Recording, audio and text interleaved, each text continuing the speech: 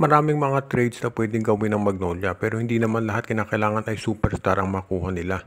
Katulad nitong isa nakikita natin na pwedeng gawin itong hotshots ay i-trade itong si Abu Tratter para dito kay Andreas Kahilig. Ito si Abu Tratter, kapag yan napunta dito sa Terra Firma, magkakaroon sila ng legit inside presence at lalong lalakas yung lineup nila dahil isipin mo meron ka ng kay Mark Carino plus meron ka pang Abu Tratter dyan sa gitna at si Isaac Go.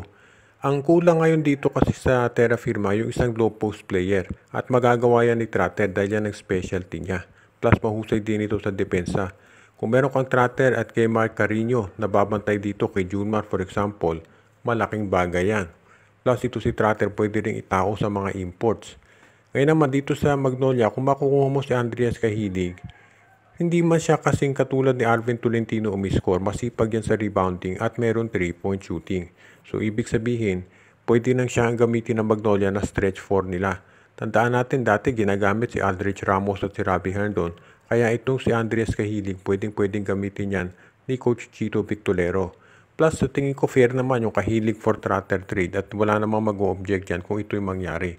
Kung mapunta nga sa Magnolia itong si Andreas Kahilig, makakatulong pa yan hindi lang doon sa scoring kung hindi sa rebounding dahil may inside presence din ito. Kaya sa tingin ko magiging okay na addition itong si Andreas Kahilig dito sa Magnolia Chicken Templados. At hindi rin naman malulugi itong Terra Firma kung si Abu Tratter ang makuha nila dahil ito ay isang inside player. Kaya sa tingin ko magiging mahusay na addition yan para sa dalawa at hindi magkakaroon ng problema pagdating dito sa PBA approval dahil balanse naman yan.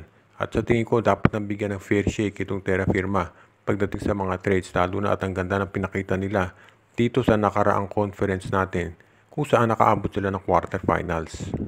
Kahit na busy itong Converge Fiber Access dito sa pagre-rebuild ng kanilang lineup ay matunog pa rin yung balita na baka sila ay magkaroon ng tinatawag na bagong coach. Siyempre si Aldin Ayu pa rin ang ngayong official head coach pero may mga nagsasabi na baka ito ay mapalitan na. At sa tingin ng iba ay baka ang gawin ng Converge ay kumuha ng isang foreign coach. Ngayon alam natin ang rule ng PBA, pinagbabawalan ng mga foreigners na mag-coach ng isang team.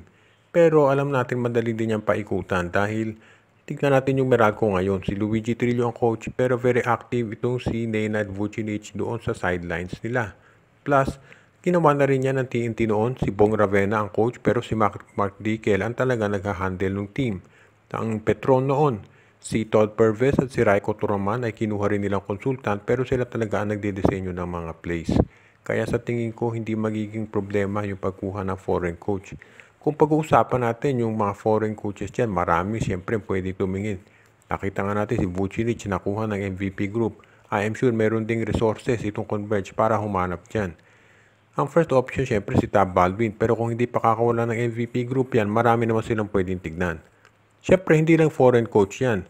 Pwede rin naman silang kumuha ng ibang mga local coaches natin na mahuhusay. For example, si Chris Gavina o si Topex Robinson.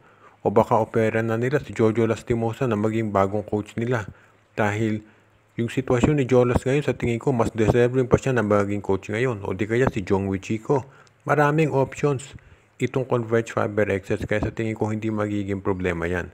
Ang tanong na lamang ay kung bibigyan pa nila ng chance sa ulit itong si Aldin Ayo dahil alam nga natin disappointing ang performance ng Converge nitong season na to. Pero sabi nga nila hindi mo naman masisisi si Ayo dahil nag-tank ang Converge ngayong season para makuha ang number 1 pick na si Justin Baltasar.